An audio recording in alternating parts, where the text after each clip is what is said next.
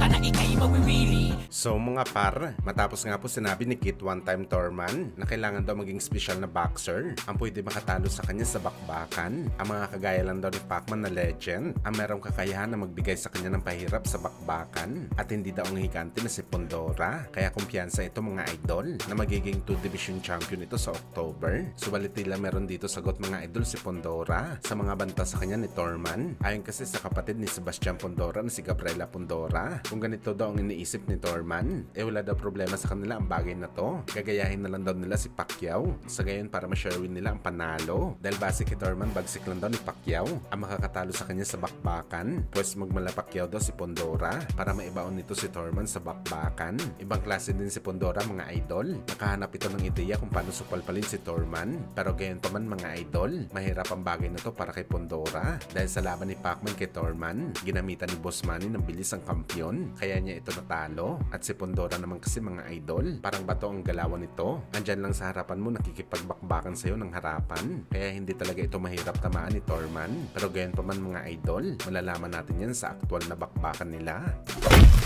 Samantala bukod kay Thurman at Pondora, nagharap na rin po si Oshaki Poster at Stephen Fulton bilang maging common event sa October. Bali WBC 130-pound title ang kanilang paglalabanan. Kung manalo si Fulton mga idol, posible bitawan niya ang titulo sa featherweight at maging ganap na lang ito na 130-pounder. Kung manalo naman si Oshaki Poster, bibitawan niya ang titulo mga idol para umakyat sa lightweight division at labanan si Shakur Stevenson para sa WBC title sa lightweight. Sa madaling salita mga idol, posible maging interim WBC title fight ang bakbakan ni Mark Magsayo kalaban si Magnesi. Kaya kung manalo si Magsayo dito mga idol, hindi na talaga kailangan nito lumaban pa sa title fight kung nasa kanya ng interim title dahil automatic mga idol, upgraded na ito sa full champion. Pero mas gusto natin mga idol na makita na makalaban ni Magsayo si Fulton para masubukan ang bagsik nito sa tunay na malakas. Baka sabihin ng iba mga idol, ma-email champion lang si Magsayo. Tiwala tayo sa kakayahan ni Magsayo na tumalo ng halimaw. Kaya maswerte talaga si Magsayo dito mga idol.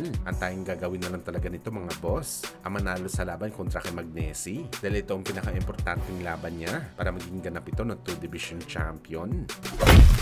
Sa kabilang banda naman mga idol, kung meron na nga po plano si Naoya Inoue na palagan si Alan Picasso sa December 27 na hindi pa nangyayari ang laban nito kay Akhmadaliev, kung saan mga idol, ganun din po si Murodjon Akhmadaliev, meron na din pala itong plano mga boss. Matapos daw nito wasakin si Naoya Inoue sa bakbakan, mas matinding supalpal ito mga idol kay Inoue dahil gusto ni Akhmadaliev mga boss na labanan nito si Inoue sa rematch sa Amerika kapag natalo niya ito sa bakbakan. Kumbaga mga idol, gusto ni MJ na si Inoue naman ang susunod sa kanyang gusto dahil siya na itong undisputed. Well ngayon palang mga idol, sinasabi na natin na malabo ang gustong mangyari ni Akhmadaliev dahil sa Japan po ang yaman ni Inoue at kung gusto ni MJ na magkapera na malaki mga idol, sa ayaw at gusto nito mga boss, sa Japan talaga sila maglalaban ni Inoue kung meron na rematch sa bakbakan.